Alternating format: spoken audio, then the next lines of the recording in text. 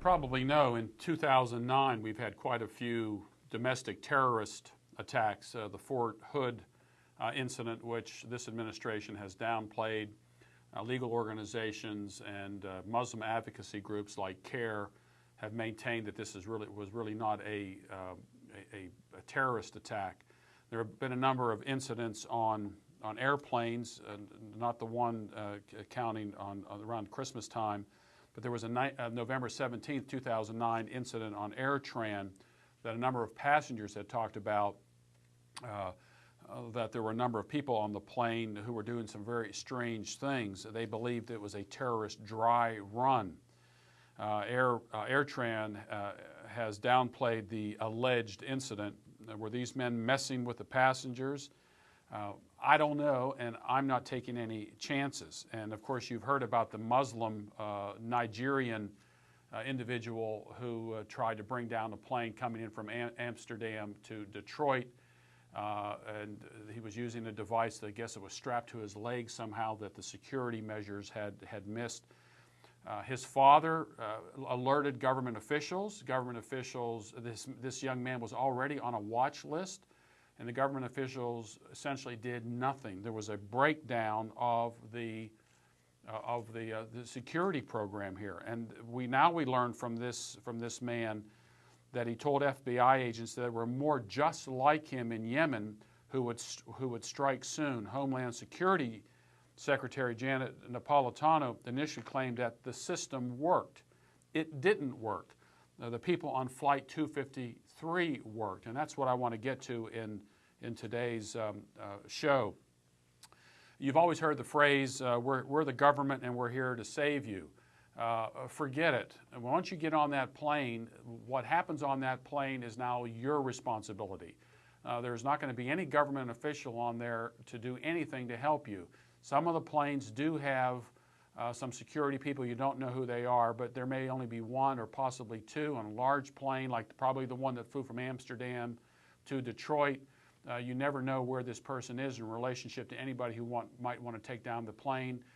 The person next to you, the passengers around you are going to have to get involved in this. And this may sound really crazy in this time, but I don't like flying, and worse than flying, I don't want to be crashing in an airplane. I don't want to be taken down to earth at 500 miles per hour.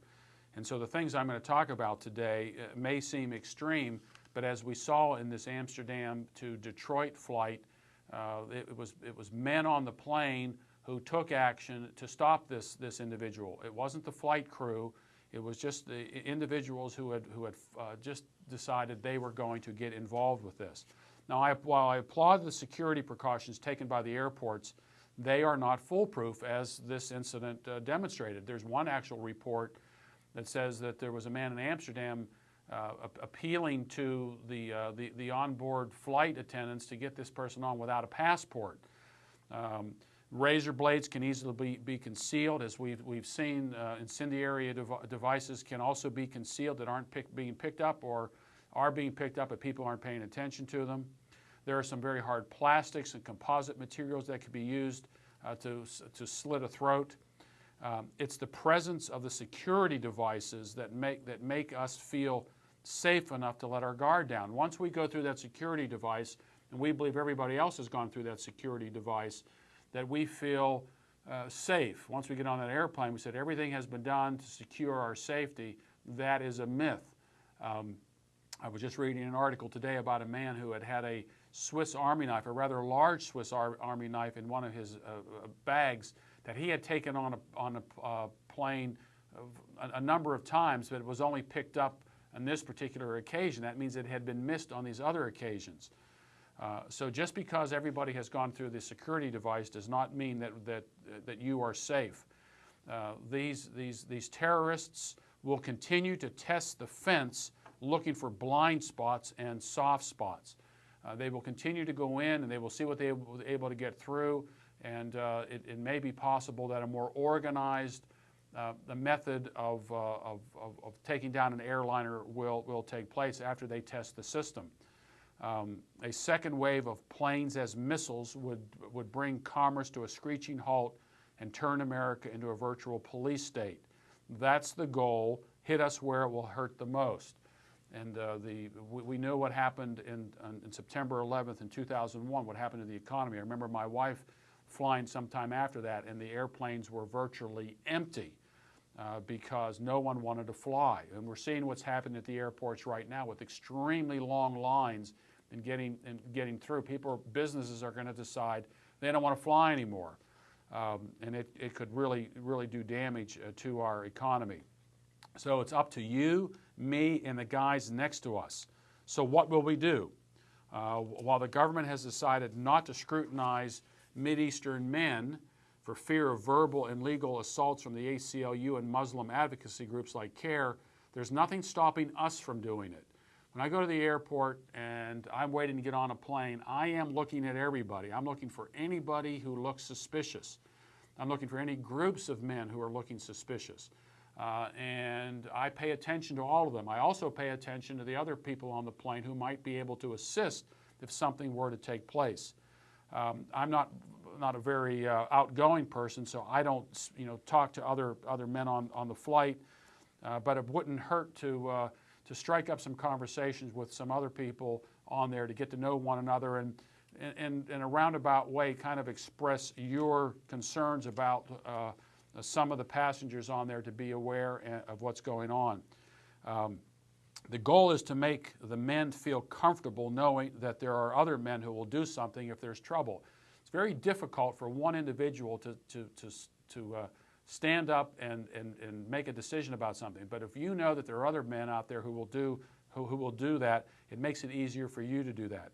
Nothing needs to be said directly, but they'll know when the time comes for action. If the terrorists get wind of what's happening, all the better. It will force them to look for softer targets.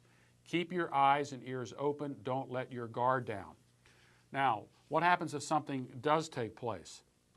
And these men do start terrorizing other passengers. This is where you need to act. This is one of the reasons why I always take an aisle seat, not only for the comfort, but if something happens, I want to be ready, possibly, to do something, to thwart this. The fuselage of a plane, the interior of a plane is very small, and no one can really move quickly. Just standing up and blocking the aisle may be enough to deter somebody, especially if then someone stands up behind that individual. If you get into a fight with somebody, there are some techniques that you need to know. The best way is just to get behind a guy and strangle the fellow. And you take your belt off, you can do that, put it around his neck, grab the belt very hard, pull back and down on him, put your knee in the small of his back and force him into a seat or force him on the ground. If you have a computer power cable, that works as well, but in the hands of a really strong individual, it might break. Adrenaline will take over. It's amazing how strong you will be in a situation like that. Figure on the 10-10-80 principle. 10% of the people on a plane will panic and they will be immobilized by an incident like this. 80% of the people will remain passive. 10% of the people will take decisive action, and that's what you're looking for. You're looking for other men, and I'm not discounting women on all this, but essentially men who are a lot stronger can do this. We know very from the 9/11 incident that the men were involved in training and strengthening themselves, and that may be something you can do as well. I'll talk a little bit about this in my next in tomorrow's talk about this, how that you can get in shape for all this. Again, I know you may think this is crazy stuff, but we've seen just in the last few months that terrorists want to bring down airplanes, and they want to do it in a dramatic way, and we are the last bastion of hope in order to thwart what they're all about. So take this seriously and contemplate it the next time you fly.